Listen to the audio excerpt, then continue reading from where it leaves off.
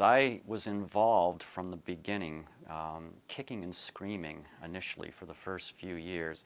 I was a graduate student at Cornell under Professor Frank Kozakowski, the founder of ACS. Very early in 1983, when Cozy, which is the nickname we all had for him, that we wouldn't speak in his presence, Cozy called a meeting of his graduate students and postdocs and visiting scholars. He handed out this press release, just handed out and said, "Read this, guys, and what do you think about it?" And I was dumbfounded at this press release about the creation of a new grassroots organization called the American Cheese Society. Kozakowski was absolutely world-renowned scientist and sort of a godlike creature in the cheese science world at that point.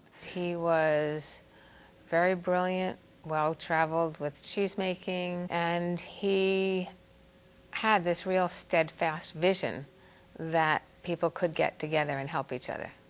I've heard it said they probably thought that all of us youngsters were a little bit nuts at the beginning, but we worked hard and it paid off.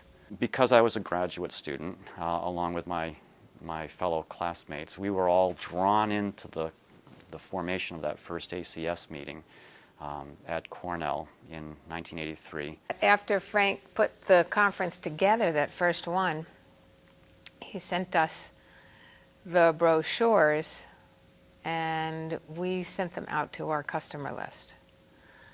So when we went to the first conference, there was 125 people, and there was a lot of people who we had never met before but had been customers of ours through the cheesemaking world. It was a very successful meeting, that first meeting, and much to my amazement and my disappointment, I thought this was going to go away because I was a busy graduate student, and I didn't want to waste my time with these idiosyncratic goats people and little hippie ex-hippies basically.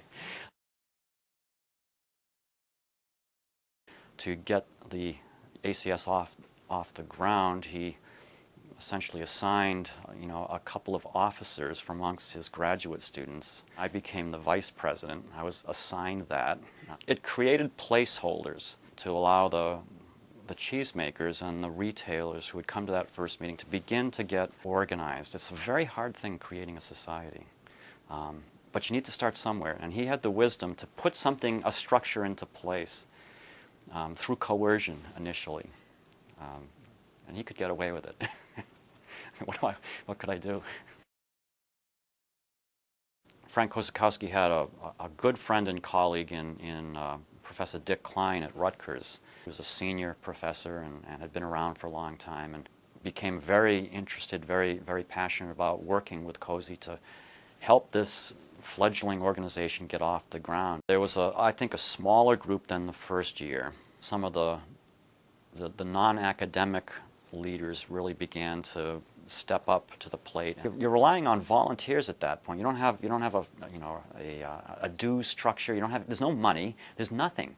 It's just passion. Just love, and love can only go so far initially. And so you need some infrastructure, and that was where Cozy and then Dick Klein, I think, really played a key role. And I never had a chance to tell them this, which I regret, because I didn't really come to realize their contributions until much later. But they did a wonderful thing for this country and for the society, I think. Because of the academia world, we ended up in Bird in Hand the next year, and my husband Bob and I thought, wouldn't it be great to have a cheesemaking competition? People jumped in probably the next year, helping with that. And we also had out of that competition the first mini cheese festival, where in the back room we cut up cheddar and stuck it on toothpicks and little pieces of pineapple. And then thought, wouldn't it be a great idea to auction off some of the cheeses and raise a little money? Boston was our first large going out into the world venue.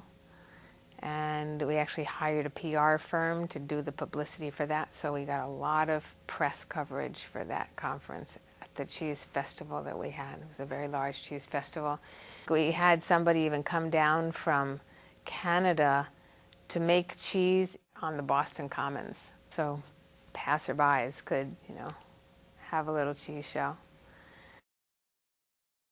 There was a number of years when people didn't think that the society would last.